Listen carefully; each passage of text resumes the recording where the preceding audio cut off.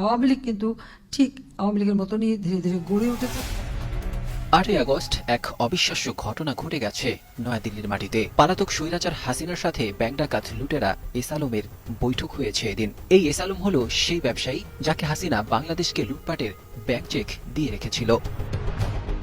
বাংলাদেশের নাগরিকত্ব বিসর্জনকারী ও বর্তমানে সিঙ্গাপুরের নাগরিক এস আলম ওরফে সাইফুল আলম মাসুদের সাথে দিল্লিতে হাসিনার গোপন বৈঠকটি হয় অত্যন্ত গোপনে। বৈঠকটি হয় হাসিনাকে মোদী সরকার যে বাড়িতে রেখেছে দিল্লির সেই লুটেন্স বাংলো জোনে। বৈঠকের উদ্দেশ্য আওয়ামী লীগকে আবারও ফিরিয়ে নিয়ে আসা। এজন্য নাশকতা, গুজব ও প্রোপাগান্ডা সহ যা যা দরকার সব বিষয় নিয়ে আলোচনা হয়।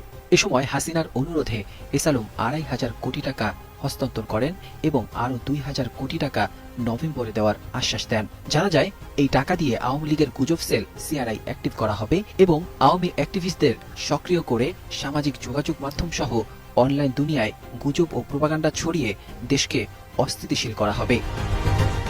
হাসিনা পালিয়ে যাওয়ার পর সিআরআই এর অফিসও উধাও হয়ে যায়, কিন্তু সম্প্রতি পুরান ঢাকায় সিআরআই একটি গোপন অফিস নিয়েছে। সিআরআই কে অ্যাক্টিভ করতে ভূমিকা পালন করছে একটি শীর্ষস্থানীয় বিজ্ঞাপনী সংস্থার কর্ণধার গাউসুল আলম শাওন। এই শাওন যে কত বড় খেলোয়াড় সে বিষয়ে প্রতিবেদনের শেষে জানাচ্ছি। চলতি মাসের ৮ তারিখ হাসিনার সাথে বৈঠকের আগে নয়াদিল্লি পৌঁছে এস আলম আওয়ামী লীগের অপর পলাতক নেতা সাবেক মন্ত্রী মহিবুল হাসান চৌধুরী নওফেল, জাহাঙ্গীর কবির নানক, মোহাম্মদ আলী আরাফাত সহ আরও কিছু নেতার সঙ্গে বৈঠক করেন। ওই বৈঠকেও মূল এজেন্ডা ছিল দেশকে অস্থিতিশীল করে আওয়ামী লীগকে ক্ষমতায় ফিরিয়ে আনার পরিকল্পনা।